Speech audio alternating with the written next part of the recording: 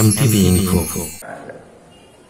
নেক কামাই করার জায়গা যে আল্লাহ আমাকে আপনাকে উপস্থিত করে দিলেন, সেই মালিকের দরবারে আহলুল্লাহদের মজলিসে বসতে পেরে, ওলামাদের হালকায়, কোরআনের হালকায় বসতে পেরে জোরে সোরে শুকরিয়া আদায় করি আলহামদুলিল্লাহ। ভাই লাইটটা বন্ধ করতে হবে।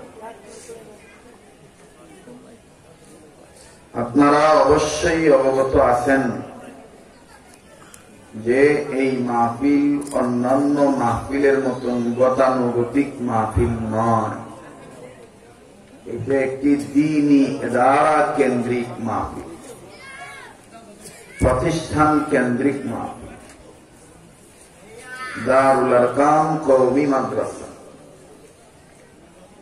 এই মাদ্রাসার উপলক্ষেই আজকের এই বার্ষিক সভা। পবিত্র কোরআনুল কারীম থেকে আমি একটা পরিচিত আয়াত, মশহুর আয়াত তেলাওয়াত করি। যেই আয়াতে কারীমার মাধ্যমে আল্লাহ পাক ঈমানওয়ালা বান্দাদেরকে ডাক দিয়ে বললেন, ও ঈমানওয়ালারা। কথাগুলি খুব খেয়াল করে শুনতে হবে। আশা করা যায় খেয়াল থাকলে বোধগম্য হতে পারবেন, বোধগম্য করতে পারবেন, বুঝতে পারবেন। এটাই হায়াতের শেষ বয়ান হইতে পারে। এজন্য খুব জরুর মনে করে কথাগুলি খেয়াল করে কথা শুনতে হবে। অল্প সময়ে আল্লাহ পাক অনেক বরকত দিতে পারেন। আমি আবারও বলছি, যারা মোবাইলে ফ্ল্যাশ লাইট জ্বালাইছেন এগুলো বন্ধ করেন। সম্মানিত উপস্থিতি, মুহতারাম হাজিরিন, ওলামায়ে কেরামরা এখানে আপনাদের সামনে কথা বলবেন ধারাবাহিকভাবে। আমি খাদেম হিসাবে একটু খেদমত করার জন্য বসেছি। যেই আয়াতে কারীমা তেলাওয়াত করেছি, এই আয়াতে কারীমার মাধ্যমে আল্লাহ পাক ঈমানওয়ালাদের ডাক দিয়েছেন। ঈমানওয়ালা বান্দা বান্দীদেরকে আল্লাহ ডাক দিয়ে বললেন, ও ঈমানওয়ালারা, তোমরা নিজেরা জাহান্নামের আগুন থেকে বাঁচাও এবং নিজের বাচ্চাদেরকে, আহল পরিবারকে, অধীনস্থদেরকে জাহান্নামের আগুন থেকে বাঁচাও। যদি আমার কথাটা এই অল্প সময়ে স্বল্প কথার মাধ্যমে বোধগম্য হয়ে থাকে, বুঝে থাকেন, তাহলে আপনারা আমাকে জবাব দিয়ে সহযোগিতা করবেন। এই অল্প সময়ের কথার দ্বারা এতটুকু বোঝা গেল যে ইমানদার হিসাবে, দৌলতে ইমান অর্জন করনে ওয়ালা হিসাবে মালিকের হুকুম নিজে জাহান্নামের আগুন থেকে বাঁচা, অপরকে জাহান্নামের আগুন থেকে বাঁচানো। আমি পরিষ্কার করে আবার বলছি, জাহান্নামের আগুন থেকে নিজের বাঁচতে হবে, অপরকে বাঁচাইতে হবে। বুঝে থাকলে বলেন তো দেখি, নির্দেশটা কার?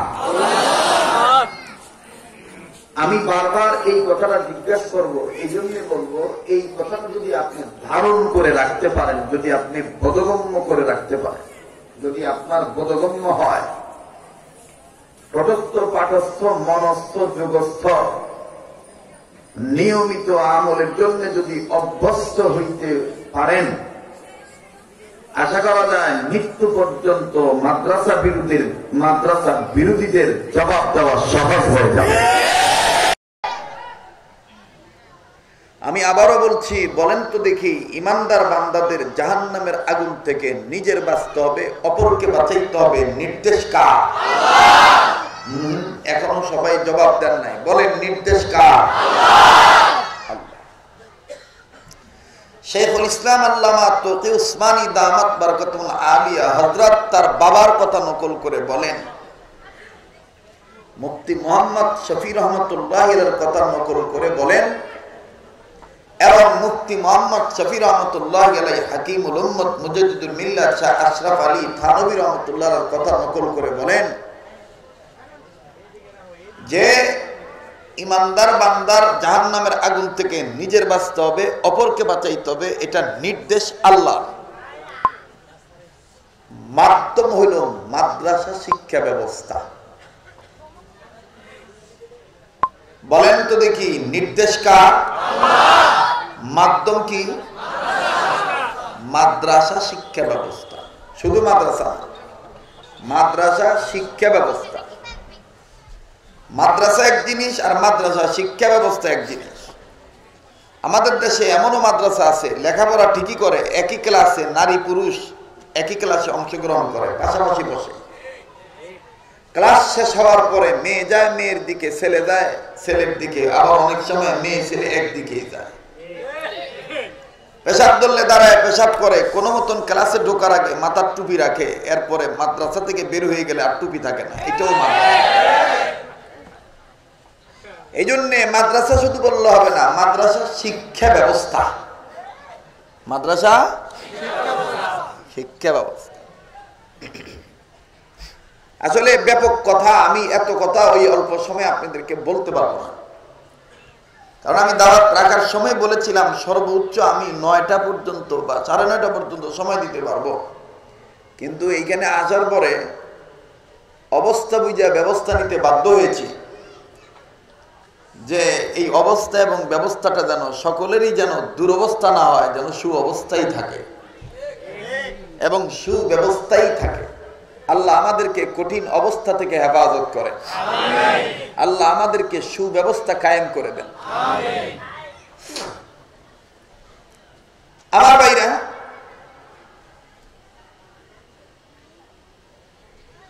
জাহান্নাম থেকে নিজের বাঁচতে হবে, অপরকে বাঁচাইতে হবে।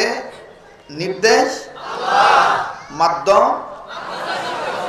মুখস্থ করেন। নির্দেশ আল্লাহ, মাধ্যম মাদ্রাসা শিক্ষা ব্যবস্থা। শাইখুল ইসলাম আল্লামা তকি উসমানী মাধ্যম শব্দটা বুঝাইতে যাইয়া এই কথা বলেন, যেটা আমি আপনাদেরকে বাঙালি হিসাবে একটা সরল কথা বলে দিই। আমাদের দেশে যারা রুটস এন্ড হাইওয়ে চাকরি করে, যে সমস্ত রাস্তাগুলি পিচ ঢালা রুটে রূপান্তরিত হয়, যেটাকে অনেকে বলে আলকাতরা দিয়া পাথর গুলাইয়া শক্ত করছে রুটটারে, কথা কর না কেন? এই পিচ ঢালা রুট করার পরে দেখবেন এই রুটটা ঠিক মতন হয়েছে কিনা একটা চেকিং ম্যান থাকে। চেকিং ম্যান সরকারি আমলার নির্দেশে কামলা রেডি থাকে। চেকিং ম্যান, তুমি চেক করে আসো পাথরটা তোর কম বেশ হইল কিনা, উঁচু নিচু ঠিক মতন হইল কিনা, চেক করে আসো। তখন এই গরম পিচ ডালা রোডের উপরে চেকিং ম্যান সরকারি আমলার নির্দেশে কামলা খাইটা রাস্তার উপর হাঁটা চলা করে খালি পায়ে নাকি প্লাস্টিক বুট জুতা পায়ে দিয়া।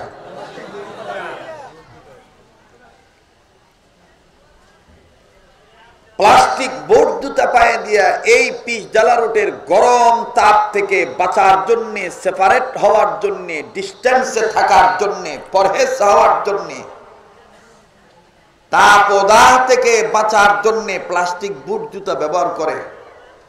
মাধ্যম প্লাস্টিকের বুট জুতা, মাধ্যম প্লাস্টিকের বুট জুতা তাপ থেকে বাঁচার মাধ্যম, উপায়। ঠিক তেমনি ভাবে এই দুনিয়ার জমিনে যারা মাদ্রাসা শিক্ষা ব্যবস্থার পথকে মাধ্যম বানাবে, হাসরের ময়দানে আল্লাহ পাক তাদেরকে জাহান্নামের কঠিন আযাব থেকে রক্ষা করবে। এবার কথা বুঝে থাকলে আবার বলেন, জাহান্নাম থেকে নিজের বাঁচতে হবে, অপরকে বাঁচাইতে হবে। নির্দেশ কার? মাধ্যম কি? সবাই মুখস্থ করেন। মাধ্যম কি? এইবার আসেন, পথ কয়টা বুঝতে হবে। পথ কয়টা? প্রথম শুনলেন নির্দেশ আল্লাহ, দ্বিতীয়ত বুঝতে পারলাম এই নির্দেশটা মানলে জাহান্নাম থেকে বাঁচার মাধ্যম হওয়া যাবে। তৃতীয় এখন বুঝবেন পথ কয়টা। জাহান্নাম থেকে উম্মতে মুহাম্মদীদের নাজাত পাওয়ার পথ হলো 4টা। কয়টা? আবার বলেন কয়টা? আর একবার বলেন। নাম্বার 1 আলেম হওয়া, নাম্বার 1। নাম্বার 2 আলেমের ছাত্র হওয়া, নাম্বার 2। নাম্বার 3, আমি কিন্তু মুকাদ্দামায় ভূমিকায় কিন্তু এই কথাটা বলছি দাওয়াত ও তাবলীগের নিসবতে। অনেকে চিন্তা ভাবনা করতেছেন হুজুর তো সুট্টুর দিয়ে কথা কয়, এই হুজুর এইরকম কথা তো কয়, এটা তো আমাদের জানা নাই। আপনার এই হিসাব 5 বছর আগের হিসাব, বর্তমানের হিসাব, মৃত্যু পর্যন্ত এই হিসাবটা যেন ধরে রাখতে পারি। আল্লাহ যেন আকাবির আসলাফ বুজুর্গদের নকশায় কবুল করেন, মাকবুলিয়ত দান করেন, বলেন আমিন। ওলামায়ে দেওবন্দীদের কথার মধ্যে সুর কম থাকে, নূর বেশি থাকে। কথা বলেন না কেন? সুর কম থাকে, নূর বেশি থাকে। যদি ইখলাস নিয়ে কথা শুনতে পারেন তাহলে দেখবেন প্রত্যেকটা কথা আপনার হৃদয়ে রেখাপাত করবে। আর যদি হিসাবে গন্ডগোল থাকে দেখবেন হাজারো মণিমুক্তা জড়িত কথা বললেও আপনার কাছে ভালো লাগবে না। এজন্য কথা বুঝতে হবে। বলেন আবার, জাহান্নাম থেকে নিজের বাঁচতে হবে, অপরকে বাঁচাইতে হবে, নির্দেশ কার? আল্লাহ। মাধ্যম কি? পথ কয়টা? কয়টা? নাম্বার 1 আলেম হওয়া। মুখস্থ করেন বিষয় এই ধারাবাহিকতাটা। নাম্বার 1 নাম্বার 2 নাম্বার 3 আলেমের কথা শোনা। নাম্বার 3 নাম্বার 4 আলেমকে মহব্বত করা। নাম্বার 4 আলেমকে এই 4 পথ হলো উম্মতে মুহাম্মদীদের নাজাত পাওয়ার সহজ পথ। কয় পথ সহজ পথ? নাম্বার 1 ছাত্র জামানায় মাখরাজ পড়েছিলাম, আরবি হরফ 29টি, মাখরাজ 17টি। 1 নাম্বার মাখরাজ হলকের শুরু হইতে হামজা হা। এরপরও কিছু হুজুর জোরে পড়ার পরও হুদাহুদি পিটাইছে, বাড়ি দিয়ে কইছে জোরে পড়তে পারছ না। তো আমরা হুজুরের ডরে পড়ি আর পিটানির ভয়ে পড়ি, তাও কানছি, নাকের পানি চোখের পানি খাইছি, আর মুখে কথা কন না কেন? আমাদের বর্তমানের যাত্রাবাড়ি শেখ আমিরুল উমারা মজলিসে দাওয়াতুল হকের সম্মানিত আমির মাহিউস সুন্নাহ আল্লামা মাহমুদুল হাসান দামাত বারাকাতুহু আলিয়া বলেন যে ওয়াজ করার সময় দায়ীদের সবক পড়ানির মতন মুখস্থ করায় দিবা ওয়াজটা, তাহলে আমলের জন্য সহজ হবে। আর বক্তা যদি কানে হাত দিয়ে চোখ বন্ধ করে কি কয়, আগেরটাও ঠিক নাই পরেরটাও ঠিক নাই, খালি কোতারি দিলে, এই ওতন কোতন দিয়া কখনো দিন কায়েম করা যাবে না। ওতন কোতন দিয়ে দিন কায়েম করা যাবে? ঈমান আমল দিয়ে দিন কায়েম করা যাবে, ঠিক কিনা বলেন? আচ্ছা আপনারা বলেন কথাগুলি কেমন লাগতেছে? ভালো না খারাপ? হ্যাঁ ভালো। আল্লাহ তাআলা এই ভালোটাকে আল্লাহ রাজি খুশি করার জন্য ভালো হওয়ার তৌফিক দান করুন। আল্লাহ আমাদের অতীতকে মাফ করে দেন, আল্লাহ আমাদের বর্তমানকে সংশোধন করে দেন, আল্লাহ আমাদের ভবিষ্যৎকে আলোকিত করে দেন। আল্লাহ আপনার মহব্বত দিয়ে আমাদের অন্তর পরিপূর্ণ করে দেন।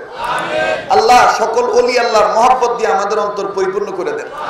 আল্লাহ যেই কাজের দ্বারা ওলি আল্লাহ হওয়া যায় এই কাজের মহব্বত দিয়ে আমাদের অন্তর ভরে দেন। আবার বলেন আমিন। আমি আরেকবার জানতে চাই, বলেন তো দেখি, জাহান্নাম থেকে নিজের বাঁচতে হবে, অপরকে বাঁচাইতে হবে, নির্দেশ কার? মাধ্যম কি? পথ কয়টা?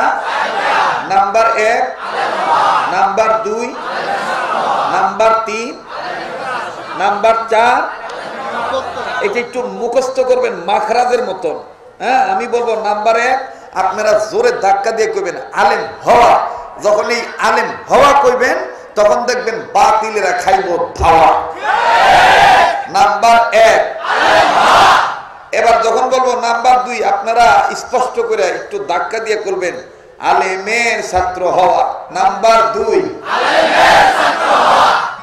কেমন লাগতেছে? হ্যাঁ নাম্বার। এবার যখন বলবো নাম্বার 3, আপনারা বলবেন আলেমের কথা শোনা। নাম্বার 3 আলেমের কথা শোনা।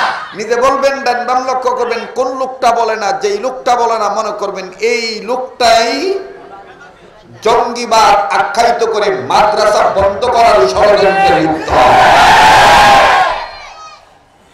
বলেন দেখি জাহান্নাম থেকে নিজের বাঁচতে হবে, অপরকে বাঁচাইতে হবে, নির্দেশ কার? মাধ্যম কি? পথ কয়টা? নাম্বার 1 আলেম হওয়া, এরকম না, আলেম হওয়া, আলেম হওয়া, আলেম হওয়া, আলেম হওয়া। নাম্বার 1। Number 2, number 3, number 4। আল্লাহু আকবার। আপনাদের এলাকায় 1 মিনিটের মাদ্রাসা নামে একটা কিতাব আছে কিনা আমি জানি না।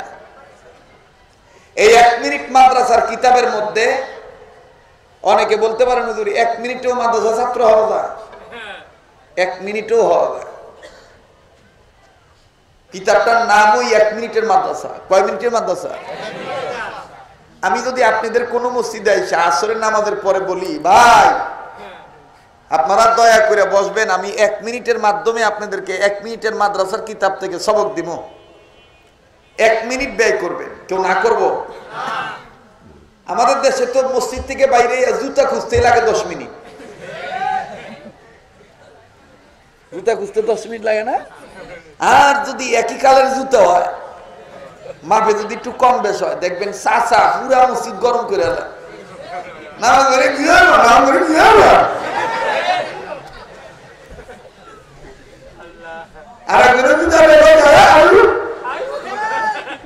কথা বল না কেন? এই কাজটা ঝগড়া করতে একটু জায়গা 10 মিনিট, আর হুজুরে কইলো কয় মিনিট? না করবো কেউ? এইবার 1 মিনিট বসার পরে আমি বা হুজুরে বলতেছে, ভাই 1 মিনিটের মাদ্রাসার কিতাব থেকে 1 মিনিটের সবক দেই। জানি না আপনারা সবাই জানেন কিনা ওযুতে কয় ফরজ। যারা জানলো হেরা কইলো, যারা জানেন এরা চুপ করে বসে থাকলো। হুজুর এবার বলতেছে, ভাই 1 মিনিটের মাদ্রাসার সবক, ওযুতে 4 ফরজ, ছুটি। কয় মিনিট লাগছে? 1 মিনিটও লাগে না, 30 সেকেন্ডও লাগে না, 10-15 সেকেন্ড। ওযুতে 4 ফরজ, ছুটি। আলাবাদ গেছেন গা। পরের দিন আবার হুজুরে কইতেছে, ভাই গতকালকে 1 মিনিটের মাদ্রাসার কিতাব থেকে 1 মিনিটের সবক দিছিলাম, ওযুতে 4 ফরজ। আজকে দয়া করে আর 1 মিনিট দিয়েন, 1 মিনিটের মাধ্যমে ওযুতে যে 4 ফরজ ভাঙ্গা ভাঙ্গা কি কি ফরজ আমাদের কইয়ে দিব। 1 মিনিটই ভাই, না করবো কেউ? হ্যাঁ, আগ্রহ বাড়বো না কমবো? এইবার পরের দিন হুজুরে বলতেছে, ভাই গতকালকে বলছিলাম ওযুতে 4 ফরজ 1 মিনিটে, আজকে কইয়ে দিই ওযুতে যে 4 ফরজ। কি কি ফরজ? মুখ ধোয়া, হাত ধোয়া, মাথা মাসে করা, পাও ধোয়া, ছুটি। কেমন লাগতেছে? এইটাই কওমি মাদ্রাসা শিক্ষা। এইবার তৃতীয় দিন আবার বলতেছে, ভাই গত 2 দিনে 1 মিনিটের মাদ্রাসার কিতাব থেকে ওযুতে যে 4 ফরজ ভাঙ্গা ভাঙ্গা কইছিলাম, আজকে আর 1 মিনিট সময় দিবেন। 4 ফরজ যে 4 ফরজের 1 ফরজ সমস্ত মুখ ধোয়া, কোন জায়গা থেকে কোন পর্যন্ত ধোয়া, এটা 1 মিনিট সময় দিবেন। আজকে তৃতীয় দিন 1 মিনিটের মাধ্যমে কইয়ে দিব। আপনারা অনেকে আশ্চর্য হইতেছেন যে আব্দুল খালেক শরীফপুরি তো এইভাবে ওয়াজ করে না। এটা আমারে মাহমুদুল হাসান সাহেব, আমাদের দেওয়ানার হযরত ঢালকানগর হযরত আমারে নিয়া 40 দিন রাইকা এক সিল্লা খানকায় লাগাইয়া তারপরে এই সবকগুলো শিখাইছে। লকডাউনে সবাই যার যারা নিয়ে ব্যস্ত, কিন্তু আমি ছিলাম আকাবিরদেরকে নিয়ে ব্যস্ত।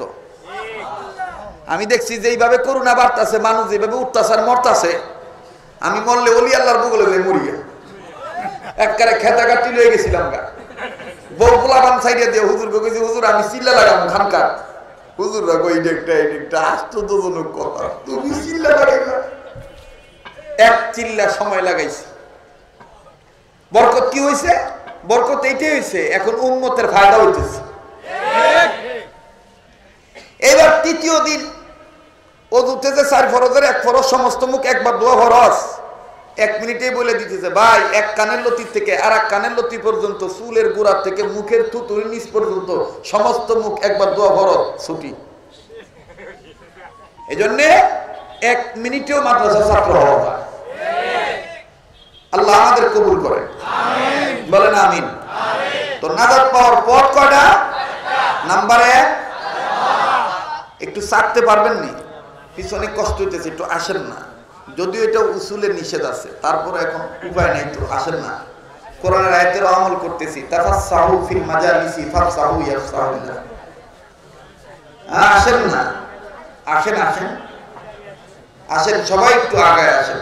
পরবর্তী মেহমানরা কথা বলবেন, আপনারা শুনবেন। আল্লাহ ভাই মেহরবানি করে সকলে একটু আগায় আসেন। যে অন্যকে বললেন না, নিজে আগান, তাইলে অন্যরা বসে পড়বে। আপনি আগান, অন্যকে বললেন না, আপনার আগান, আপনি আগান। আল্লাহ কবুল করেন, বলেন আমিন। জাহান্নাম থেকে নিজের বাঁচতে হবে, অপরকে বাঁচাইতে হবে। নির্দেশ কার? মাধ্যম কি? পথ করা। Number 1, number 2, number 3, number 4। বোঝা গেছে তো?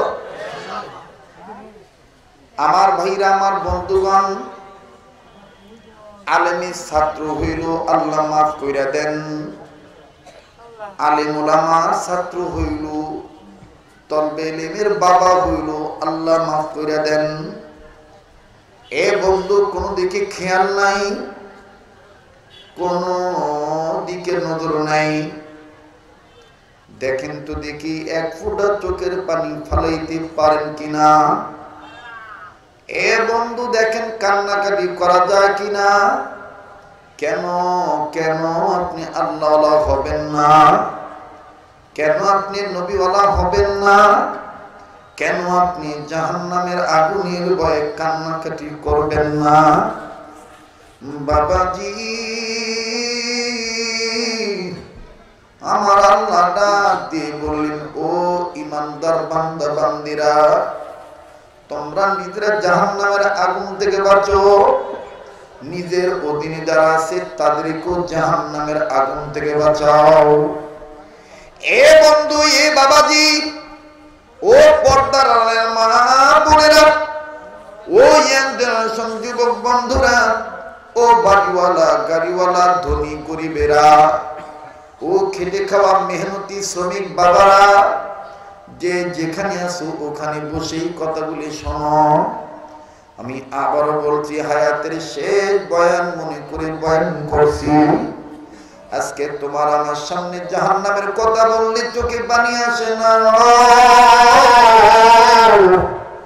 আজকে তোমার আমার সামনে কবর আযাবের কথা বললে দিল নরম হয় না। কিন্তু বাবা, এই কবরে যেতে হবে, এটাই সত্য, এটাই সত্য।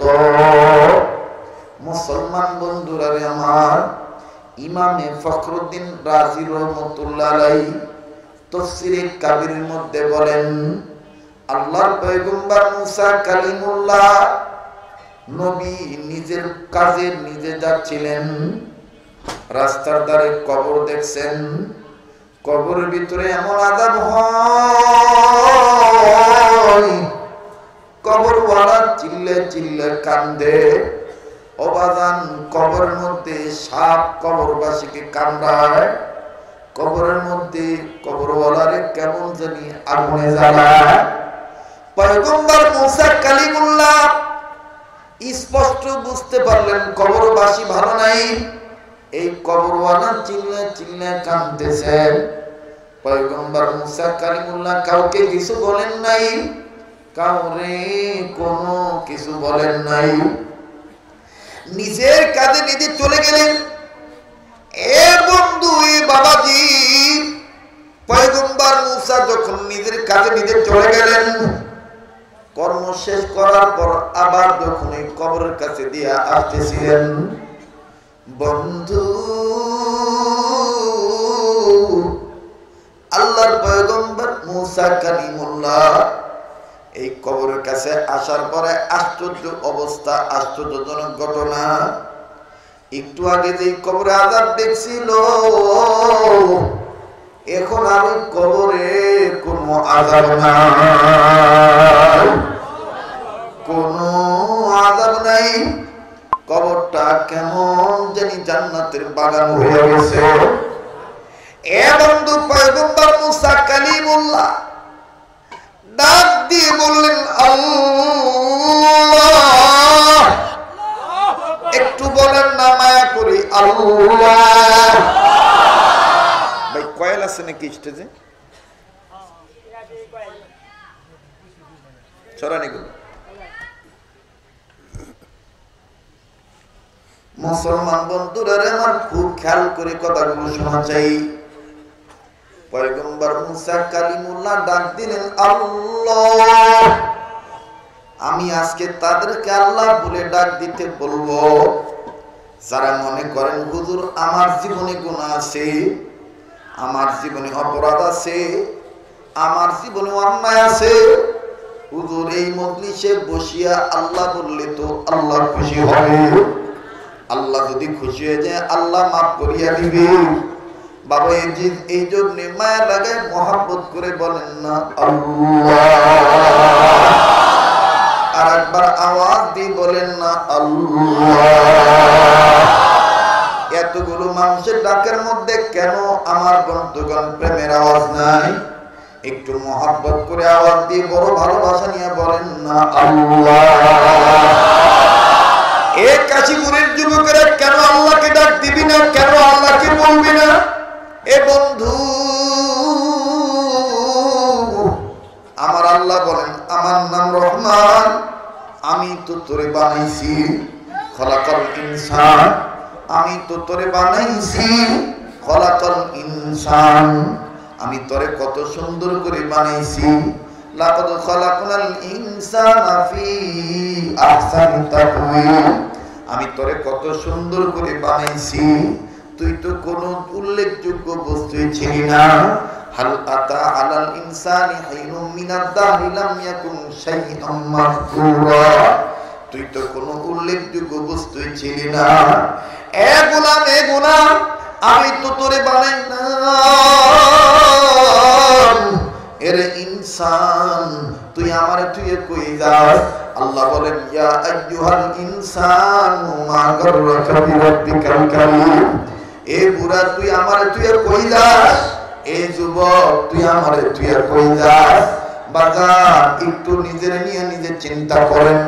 মান আরাফা নাফসাহু ফাকাদ আরাফা রাব্বাহু, যে নিজের চিনল সে আমার আল্লাহর চিনল। যে নিজের চিনে নাই সে আমার আল্লাহর চিনে নাই। আমার নবী বলেন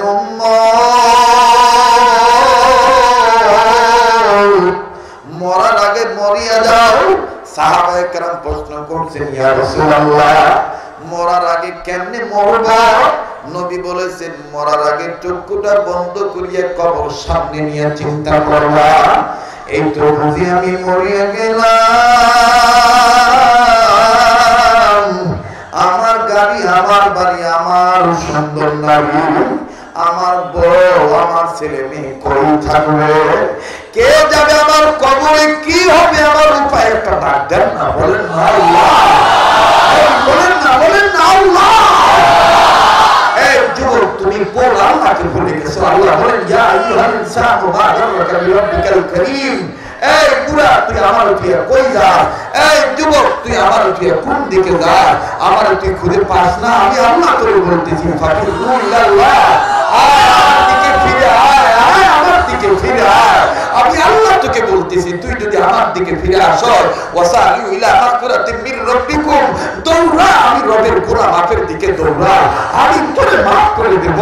তুই যেন নিরাশ না হস, আমি আল্লাহ তোদের তো সুসংবাদ রাখতেছি। লা তাকনাতু মির রাহমাতিল্লাহ, তুই কোন হাত দিয়া বাবা ট্যাবলেট ধরছ? তুই কোন মুখ দিয়া মদ খাইছ? কুই দিয়া তুই নষ্ট হয়ে গেছ? আমি আল্লাহ তোকে বলে দিছি লা তাকনাতু মির রাহমাতিল্লাহ, তুই আমার রহমত থেকে নিরাশ হইস না। ওয়াসাইউ ইলা মাগফিরাতিন মির রাব্বিকুম, আয় আমি রবের গুনাহ মাফের দিকে আয়, আয় আমি রবের পুরস্কার জান্নাতের দিকে আয়। তুই আমাকে পাচ্ছিস না, তুই মনে করতেছিস আমি কোথাও নাই। না, ফাইনামা তুওয়াল্লু ফাসাম্মা ওয়াজহুল্লাহ, আমি তোর ডাইনে, আমি তোর বামে, আমি তোর সামনে, আমি তোর পিছনে, আমি তোর মাথার উপরে, আমি আকাশে, আমি বাতাসে, আমি জমিনে, আমি পশ্চিমে, আমি দক্ষিণে, আমি পূর্বে, আমি উত্তরে। তুই আমাকে পাচ্ছিস না, তুই মনে করতেছিস আমি অনেক দূরে। না, নাহনু আকরাবু ইলাইহি মিন হাবলিল ওয়ারিদ, আমি তোর ঘাড়ের রগের চাইতো আমি তোর নিকটে, তুই মনে করতেছিস তুই আমাকে ডাকলে আমি শুনি না। না, আমি আল্লাহ তোকে বলে দিয়েছি উদউনি আস্তাজিব লাকুম, তুই আমার কাছে চা আমি তোকে দিয়ে দেব, তুই আমাকে ডাক দে আমি তোর ডাকে সাড়া দেব। ওয়া ইজা সাআলাকা ইবাদি আন্নী ফাইন্নী করিব, তুই আমার কাছে চা আমি তোকে দেওয়ার জন্য তৈরি আছি, তুই যেন আমাকে ভুলে না যাস। আমি আল্লাহ তোকে বলে দিয়েছি তুই আমাকে স্মরণ করবি, আমিও তোকে স্মরণ রাখবো। ফাজকুরুনি আযকুরকুম, তবে বান্দা তোর স্মরণ করাটা আলাদা আর আমি মাওলার স্মরণ রাখাটা আলাদা।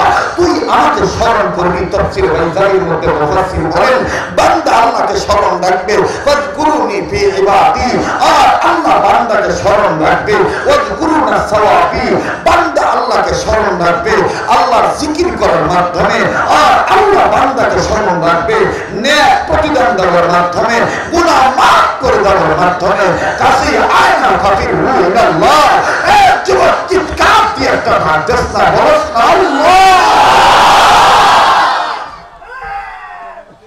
আরে জাহান্নাম থেকে নিজে বাঁচতে হবে, অপরকে বাঁচাইতে হবে, এটাই তো আমার মাওলার নির্দেশ, এটাই উলামায়ে দেওবন্দিদের উসুল, এটাই আহলে সুন্নাত ওয়াল জামাতের আকীদার কর্মসূচি।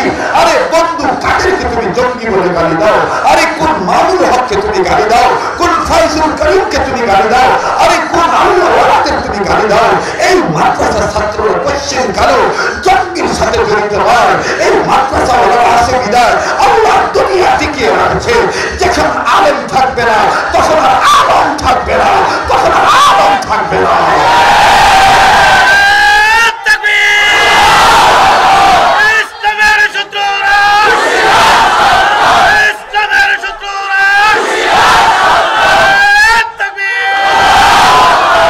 আমার আল্লাহ বলেন ইয়া আইয়ুহাল ইনসানু মা গাররাকা বিরাব্বিকাল কারীম, এই কই যাস আমারে থুইয়া? আমরা কি আল্লাহর পথ ছেড়ে দেব? যদি ছেড়ে না দিই তাহলে জাহান্নামের পথ থেকে বাঁচার জন্য ফিরে আসবো উলামায়ে কেরামের দলে। বলেন নাজাত পাওয়ার পথ কয়টা? আবার বলেন কয়টা? Number 1, number 2, number 3, number 4। মুসলমান ভাইরা রে আমার, প্লিজ কোনো দিকে নজর নাই, কোনো দিকে কোনো খেয়াল নাই। অল্প সময়ের মধ্যে কথাটা ফিনিশিং দিয়ে আমি আপনাদের কাছ থেকে বিদায় নিয়ে চলে যাব।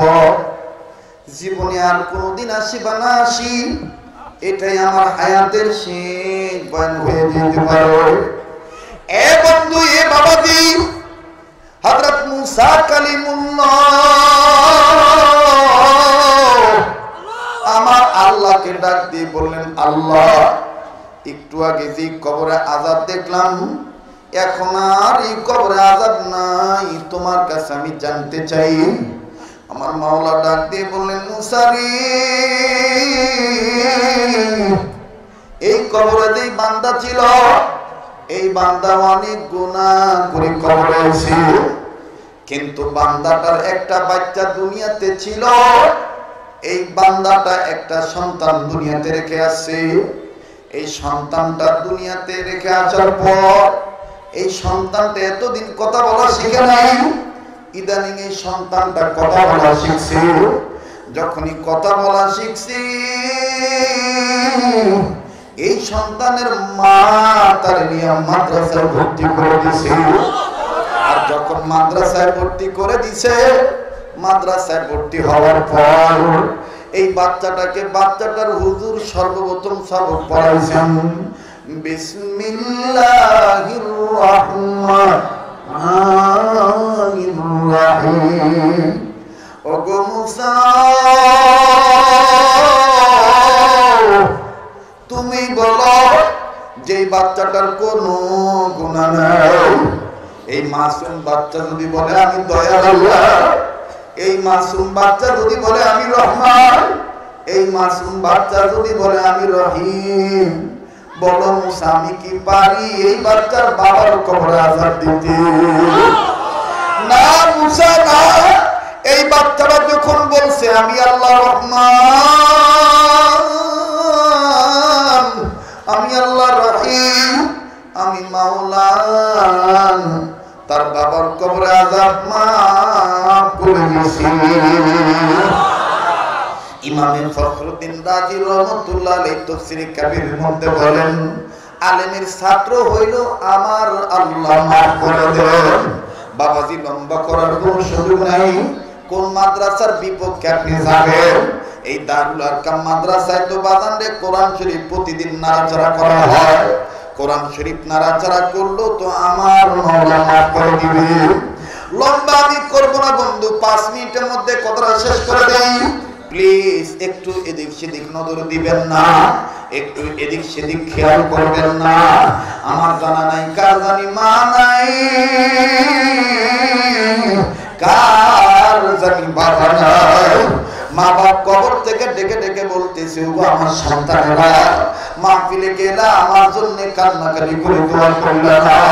কবরে এসে খবর পাইলাম কোন সন্তান যদি আমি আমার আল্লাহকে আল্লাহ বলে ডাকে, মা বাবার গুনাহ মাফের আযাব মা বাবার জন্য যদি কোন সন্তান আল্লাহ বলে কান্দে, আমার মাওলা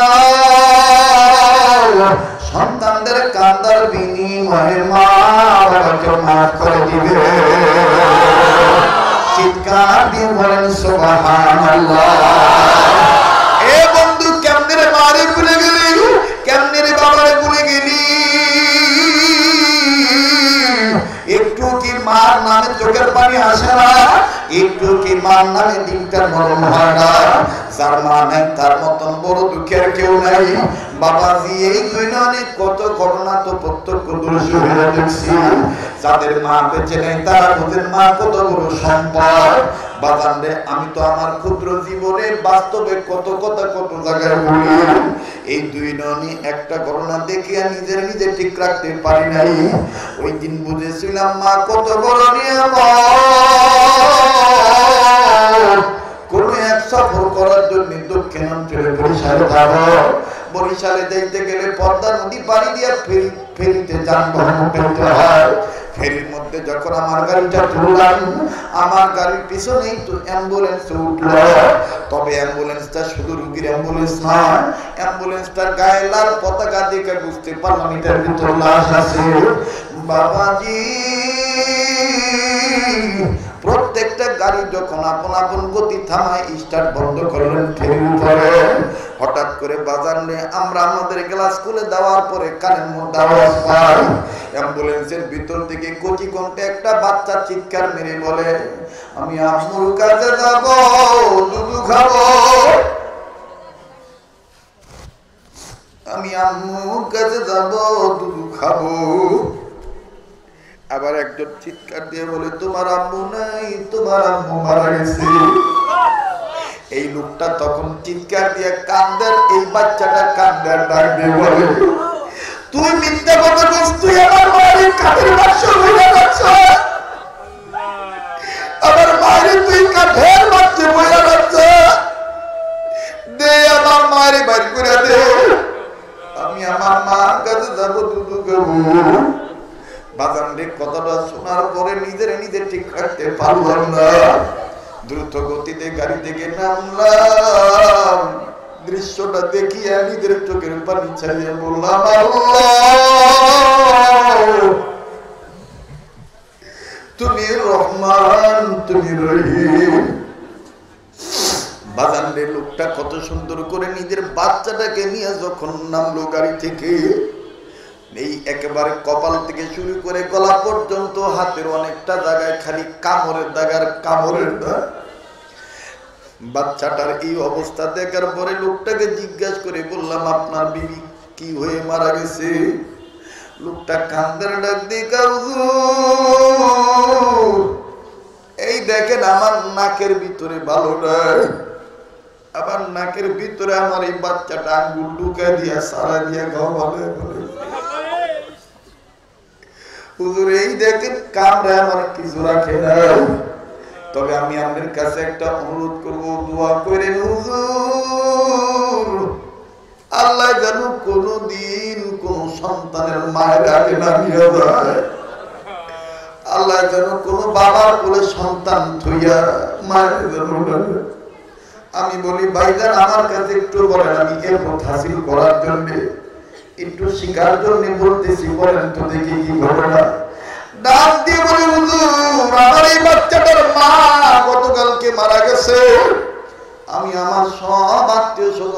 বুঝাইতে পারছি আমার আরো দুইটা সন্তান আছে, দেখেন তারাও তো কাঁদতেছে, কিন্তু তাদের কোন চিল্লাচিল্লি নেই। কিন্তু আমার এই দুধের বাচ্চারে বুঝাইতে পারি না যে তার মা নাই। এই দেখেন খালি কামড়ায় ডাক দিয়ে বলে, তুই আমার মায়ের কাঠের বাক্সে বইয়া রাখছিস, বাই করে দে, আমি দুধ খাবো, আমি দুধ খাবো। কাজেই বাজান এই মা যার দুনিয়ায় নেই তার মতন বড় দুঃখী আর কেউ নাই। আর যার মা মারা গেছে এখন আর কোন মহিলা তোমার জন্য খাবার নিয়ে বসে থাকবে না। যার বাবা মারা গেছে এখন আর কোন পুরুষ তোমার জন্য অপেক্ষা করবে না। এ বন্ধু আমার জানা নাই কার মা নাই, বাবা নাই। মায়ের যদি হয়ে মা বাবার মান করা কামনা করে চিৎকার দিয়ে একটা ডাক দিয়ে বলস না আল্লাহ, আবার বলস না আল্লাহ। কিরে মার পাগলেরা বুঝি দিন নরম হয় না? জাহান্নামের কথা শুনিয়ে তোমার কান্না আসে না? কিন্তু ফেরেশতা জিবরাইল তো কোনো গুনাহ নাই। জিবরাইল আমিন একদিন নবীর সামনে আসে খালি কান্দে আর কান্দে। নবী বলে, জিবরাইল তুমি কান্দো কেন? জিবরাইল আমিন ডাক দিয়ে বলে, নবী গো জাহান্নাম দেখিয়া কান্দি। এ জিবরাইল তোমার তো কোনো শাস্তি নাই, তোমার তো কোনো জবাব নাই। জিবরাইল আমিন ডাক দিয়ে বলে, নবী গো আমি ওই জন্য কান্দি না, আমি কান্দি আমাদের উম্মতেরা জাহান্নামী হইলে কঠিন আযাব কেমনে সইবে।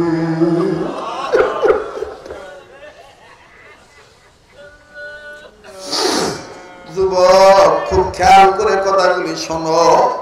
ও উলামা তোলাবা, কেন তুমি কান্নাকাটি করবা না? কেন তুমি কান্নাকাটি করবা না? আমরা যাদের উত্তরসূরি ফকিউল আসর ইমামুল আউলিয়া ফকিহুন নাস রশিদ আহমদ গম্ভীর রাহমাতুল্লাহ আলাইহি এমন কান্না কাঁদতেন জাহান্নামের আগুনের ভয়ে। কাঁদতে কাঁদতে কাঁদতে কাঁদতে নিজের চোখ অন্ধ বানায় ফেলেছিলেন। আজকে তুমি আমি ঘুমের আগে ফেসবুক চালাই, মোবাইল টিভি করি, কিন্তু রশিদ আহমদ গঙ্গি রহমতুল্লাহ আলাইহি প্রত্যেক দিন ঘুমানোর আগে চিঠির মধ্যে কাগজের মধ্যে চিঠিটা লিখে ঘুমাইতেন, না জানি মালিক এই ঘুম আমার জীবনের শেষ ঘুম। বাজার আজকের এই রাত্র কার জন্য জানি জীবনের শেষ রাত্র? এই 2021 সালের এই ফেব্রুয়ারি 16 তারিখ কার জন্য জানি? 16 শেষ ফেব্রুয়ারি। এ বন্ধু জীবনের শেষ মনে করে মা লাগাইয়া মা বিনতে কবুল হওয়ার জন্য আল্লাহ আমাদের মজলিসে বসিয়ে একবার আওয়াজ দিয়া বলেন না আল্লাহ, আবার বলেন না আল্লাহ। মুসলমান ভাইরারে আমার কোন লম্বা নয়, মহিউসুন্নাহ আবুলক রহমাতুল্লাহ আলাইহি হাদি হযরত বলেন, আল্লাহর দেওয়া এই চোখটা দিয়া চারটা জায়গার দিকে তাকাইলো আল্লাহ মাফ করিয়া দেয়। এক নাম্বার, কেউ যদি কারো ঘরের দিকে তাকায় আমার মাওলা তারে মাফ করিয়া দেয়। আরে বন্ধু দ্বিতীয় নম্বর, কেউ যদি মাওলার কালাম কোরআন শরীফের আয়াত দেখে তাও আমার মাওলা মাফ করিয়া দেয়। কেউ যদি মায়ের চেহারা দেখে তাও আল্লাহ মাফ করিয়া দেয়। কেউ যদি ওলি বুজুর্গ আল্লাহ ওয়ালাদের চেহারা দেখে তাও আল্লাহ মাফ করিয়া দেয়। আরে বন্ধু এখানে তো আল্লাহ রহমত নাজিল হইয়া গেছে, কারণ গঙ্গি রহমতুল্লাহ আলাইহি যার খলিফা। এ বন্ধু খুব খেয়াল করে শুনবেন, সাইয়্যিদুত তাইয়্যিবা হাজী আমদাদুল্লাহ মুহাজির মক্কি রহমতুল্লাহ আলাইহি। এ বন্ধু হাজী আমদাদুল্লাহ মুহাজির মক্কি রহমতুল্লাহ আলাইহি আল্লাহু আকবার, আল্লাহু আকবার, আল্লাহু আকবার, আল্লাহর কসম করে বললে ভুল হবে না। এরকম একটা আকাবিরের নাম যেই মজলিসে নেওয়া হয়, ওই মজলিসে আল্লাহর পক্ষ থেকে দয়ার বৃষ্টি শুরু হয়ে যায়। এ বন্ধু, এ বাবাজি, ও চিশতিয়া তরিকার লোকেরা, কাদরিয়া তরিকার লোকেরা, ও সোহাবিয়া তরিকার লোকেরা, ও মুজাদ্দিদিয়া তরিকার লোকেরা, নকশবন্দিয়া তরিকার লোকেরা, ও সাবিরিয়া তরিকার লোকেরা, আল্লাহ হওয়া ছাড়া উপায় নাই। আমার বন্ধুগণ, আমার আমার বাবাজিরা, সাইয়্যিদুত তাইয়্যিবা হাজী আমদাদুল্লাহ মুহাজির মক্কি রাহমাতুল্লাহ আলাইহি বলেন, একজন ইমানদার বান্দাকে প্রকৃত ইমানদার বানাইতে পারে মাওলাই কারীমের ভয় আর মাওলার মুহাব্বত। মাওলার মুহাব্বত যার অন্তরে আছে সেই তো বাজান কোরআনের পক্ষে থাকবে। কথা বলেন ঠিক না? লম্বা করবো না বাজার। ইমাম গাজ্জালী রহমাতুল্লাহ আলাইহি লেখেন, মাদারিসে গাজ্জালীর মধ্যে পাওয়া যায় ইমাম গাজ্জালী রহমাতুল্লাহ আলাইহি একজন লাশের জিম্মাদারি নিয়া মূর্খ একটা ব্যক্তির লাশ দাফন কাফন করার জন্য জানাজা পড়াইয়া এই মূর্খ ব্যক্তির লাশটা যখন কবরে রাখবে, আমার বন্ধুগণ কবর থেকে কেমন জানি জান্নাতের ঘ্রাণ আসতেছে, এমন খুশবু আসতেছে। ইমাম গাজ্জালী ডাক দিয়ে বলেন, আল্লাহ, এই লেখাপড়া জানি না মূর্খ গোলামের কবরে কেমন জানি খুশবু ঘ্রাণ, আবার দেখতেছি কেমন জানি জান্নাতি বাগান হয়ে গেল। মাওলা গো, এই গোলাম তোমার কাছে কি এমন আমল করছে যে আমল কারণে তুমি তারে মাফ করিয়া কবর জান্নাত বানাইছ? ইমাম গাজ্জালীর কথা শোনার পরে এই মুর্দা ব্যক্তির সন্তানটা ইমাম গাজ্জালীর হাত ধরে বলে, হযরত, আমার বাবা লেখাপড়া জানতো না, আমার বাবা মূর্খ মানুষ, তবে আমার বাবার এরকম একটা আমল ছিল যে আমলটা আমাদের মুখস্থ। বলে কি আমল বলো? ডাক দিয়ে বলে, হযরত, আমার বাবা কর্ম শেষ করে সারা দিন বাইরে কাটাইয়া রাত্রিবেলা সন্ধ্যাবেলা বাড়িতে আইতো, বাড়িতে আইয়া উযু বানাইয়া